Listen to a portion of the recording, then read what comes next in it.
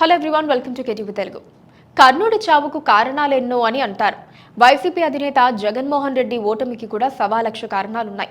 అహంభావానికి పోయి గతంలో తనను నమ్ముకున్న వారిని ఆయన నట్టేట ముంచారు.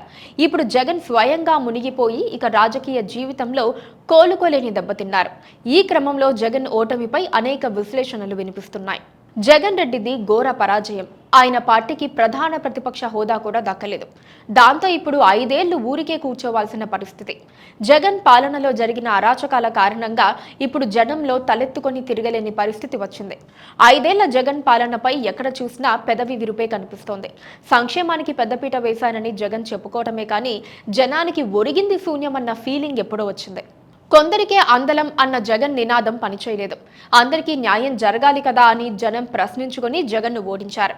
వైఎస్ జగన్ కేవలం ఎస్సీ, ఎస్టీ, బీసీ, మైనారిటీలంటూ నినాదం చేస్తూ వెళ్లటం ఇతర కులాలకు నచ్చలేదు.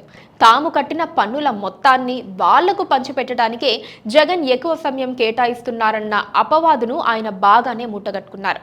జగన్ ఉంటే తమ కులం ఇక ఎదగలేదన్న రీతిలో స్లోగన్ పాయిజన్లా 6-7 కులాల్లో పనిచేసింది.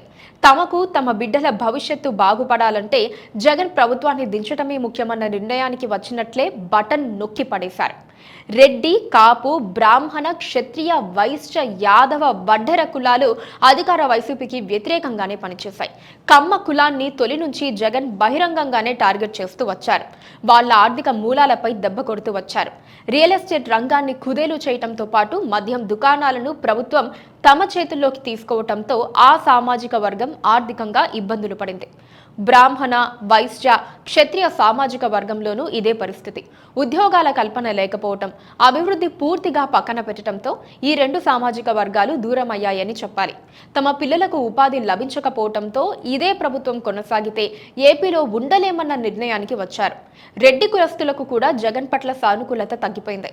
గత ఎన్నికల్లో తమ ఆస్తులను పణంగా పెట్టి పార్టీ విజయానికి కృషి చేస్తే పదవులు, నామినేటెడ్ పోస్టులు, కాంట్రాక్టులు అన్నీ వేరే వారికి ఇస్తూ తన ఓటు బ్యాంకును కాపాడుకునే ప్రయత్నం చేశారు. ఇదే సమయంలో పెత్తందారులు, పేదలకు మధ్య జరుగుతున్న యుద్ధం అంటూ జగన్ ఎత్తుకున్న స్లోగన్ రెడ్డి సామాజిక వర్గాన్ని హట్ చేసినట్లే కనబడుతోంది. అందుకే ఎక్కువ శాతం ఆ సామాజిక వర్గంలో జగన్ పార్టీకి దూరమయ్యారు. జగన్ చుట్టూ చేరిన వాళ్ళు ఆయన పేరు చెడగొట్టారు. చీఫ్ సెక్రటరీ నుంచి సలహాదారుల వరకు అందరూ ఆయన్ను తప్పుదోవ పట్టించారు. జరుగుతున్న పొరపాట్లను జగన్ అర్థం చేసుకోలేక చివరకు పరాజయం పాలయ్యారు.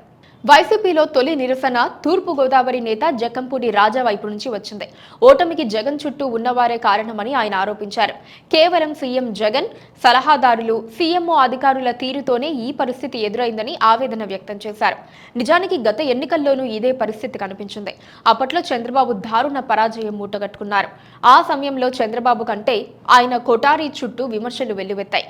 పార్టీలోని నేతలు ఓటమిపై సమీక్షించే క్రమంలో చంద్రబాబును తప్పుపట్టలేదు.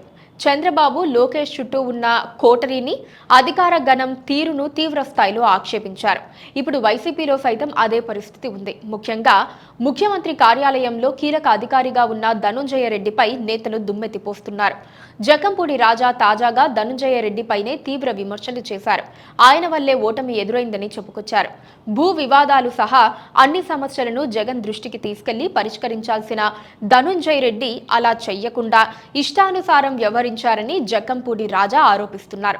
ఇక ప్రధాన సలహాదారుడు సజ్జల రామకృష్ణారెడ్డి, బాబాయ్ వైవి సుబ్బారెడ్డి, ఐఏఎస్ అధికారులు జవహర్ రెడ్డి వంటి వారి చట్రంలో జగన్ ఉండిపోయారు. వారిని నమ్ముకొని పార్టీ శ్రేణులకు దూరమయ్యారు. ఇప్పుడు ఐఏఎస్ అధికారులు, సలహాదారులంతా చల్లగా జారుకుంటారు. చంద్రబాబు ప్రభుత్వం టార్గెట్ చేస్తే కొందరు జైలుకు కూడా వెళ్లే అవకాశాలుంటాయి. అనుకొని ఏం లాభం? అవన్నీ జగన్ తప్పిదాలే అవుతాయి. అందరినీ దూరం చేసుకుని వైసీపీ అధినేత ఇప్పుడు ఒంటరివాడైపోయారు.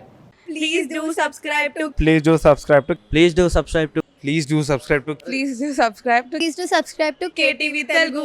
KTV Telugu. KTV Telugu. KTV Telugu. KTV Telugu. KTV Telugu. Please do subscribe to KTV Telugu.